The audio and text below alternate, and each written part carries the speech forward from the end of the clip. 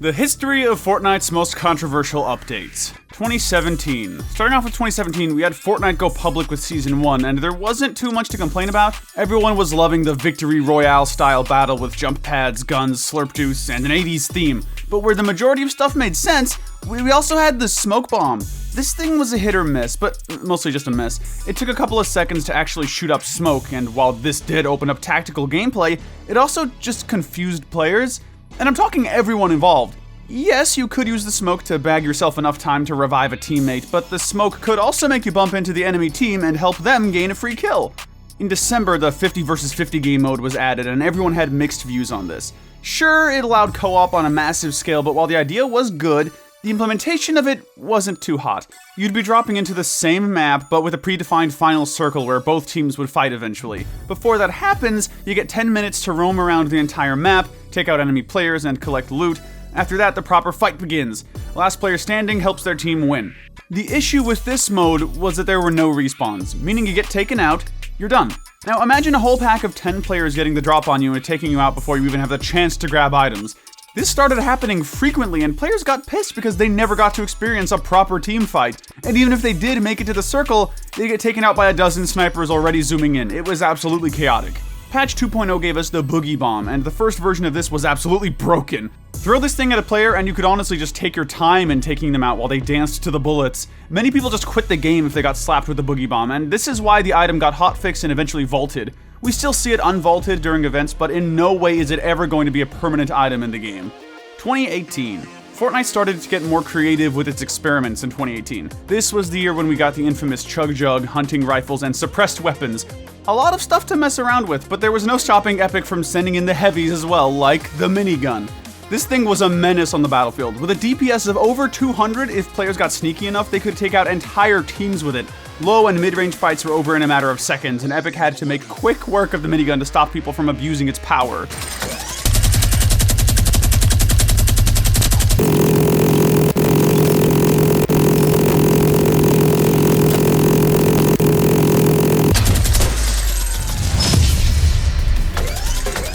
Another overpowered item, and one that has yet to make a return, is the Infinity Blade. Spawned only once in a single game, the Infinity Blade wasn't a weapon. It was a nightmare for the entire lobby, except for the person wielding it, of course. The stats on this are disgustingly good, and it could make you cry just trying to avoid it from bonking you. Epic vaulted it after a week of surging complaints, and now it's only available in creative mode. But it's still so powerful that it keeps getting nerfed there, too. Also, Shadow Stones were made available this year, which allowed players to phase around the map for a set duration as shadows. But a glitch soon broke this item, and instead of players getting a timer for having their fun, they started going invisible for the rest of the match, permanently. Obviously, this rang multiple alarms, and the item had to be hotfixed into the vault ASAP. 2019. You'd think Fortnite's third year into the whole shebang would make them wiser with their choices, but no! We got Season 10, a steaming mess filled with mechs. The Battle Pass was average at best, with some skins really good and some just recycled from older ones. The gameplay was okay, but nothing, and I repeat, nothing could help me get over the panic I felt whenever a brute pulled up in the game. Think Pacific Rim level kaiju fighting mechs, except they came after a little flesh and bone you. Complete overkill, and one that Fortnite got a lot of backlash on. There was a lot of cool stuff too, though. You got the insanely cool drift board available to slide and do tricks across the map on. The baller dropped in as well, along with the reboot van. That's right, reboots became a thing and you didn't need to give up all hope once someone eliminated you. But this is also when we got the flint knock pistol. The gun packed some really high damage, but only if you got its accuracy right. Also, there was a lot of punish with this thing. There's only one bullet in the chamber that you could use to take your enemy out, but if you miss your shot, not only are you gonna have to reload, but you also get knocked back.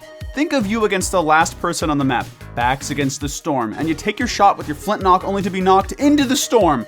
Say goodbye to a victory royale. 2020.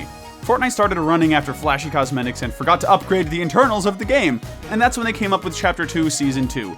It did absolutely everything wrong and almost nothing right.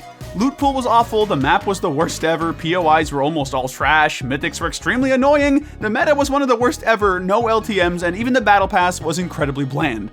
But what truly brought this season from bad to torturous was the fact that the game was stuck in that horrible state for twice as long as a normal season. The only redeeming qualities of C2S2 were the live events, which were admittedly impressive and very cool. And the fact that they removed traps, that too. Also, what in the flip was the charged shotgun? Pretty similar to the name, the thing had a scope attached to it and it could fire up to 10 whopping pellets in one go, but only if you could charge it? Like, you're whipping out this gun in close quarters, but then you need to charge it for a good second or two to make it deal damage? The only way Epic justified this mechanic was by giving it more range than the pump shotty, but come on, you can't stuff a gun in close quarters combat and make it a pain for players to deal instant damage. 2021.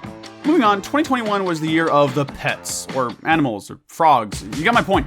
We got Chapter 2 Season 6 named Primal this year. Fortnite was still sticking to a whimsical storyline, so they just decided to plunge the island into a forest of sorts. Everything became gritty, feral, and just kind of hard. Weapons like the Primal shotguns, bows, SMGs were clunky to use. Game mechanics were a step away from falling apart, and the wildlife was annoying. I think I died more times from random wolves and boars bumping into me than players delivering the final shot.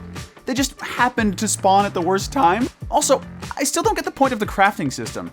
It was hard enough to find a decent weapon, and now the only way you're getting something that'll help you rake in the kills is by crafting it.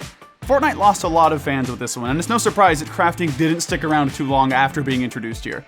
Things did improve a little towards the end of the season, and the Zero Crisis storyline had a satisfying conclusion, but man, gameplay was in desperate need of an overhaul.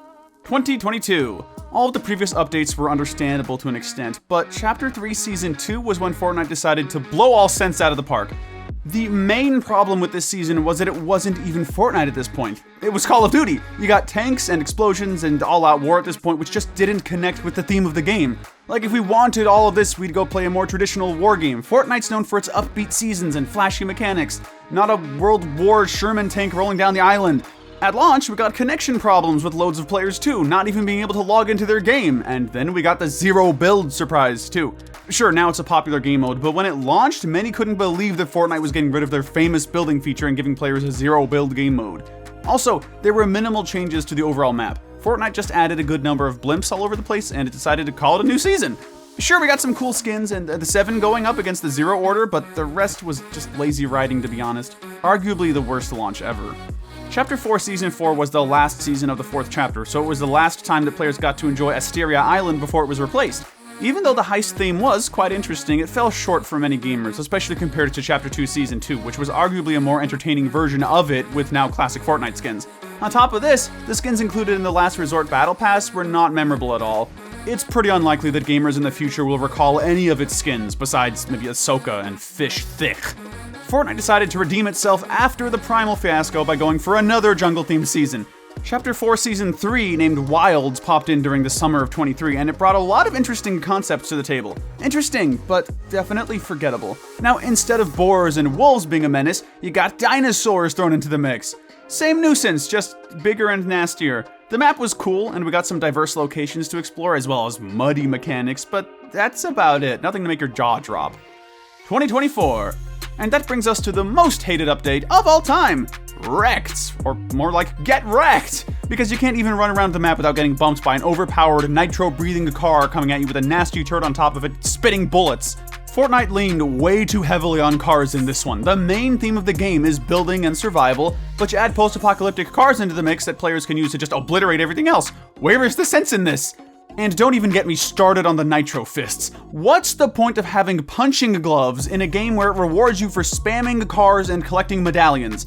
And once these spammers get their hands on Magneto's Mythic, it's game over. I like that Fortnite made a collab with Fallout in a season themed around wastelands. Makes sense, but this was badly executed. Players are actually ditching the regular map and instead playing Reload this season just so they can avoid getting run over by modified cars. If you want to see more awesome stuff though, make sure to like and subscribe.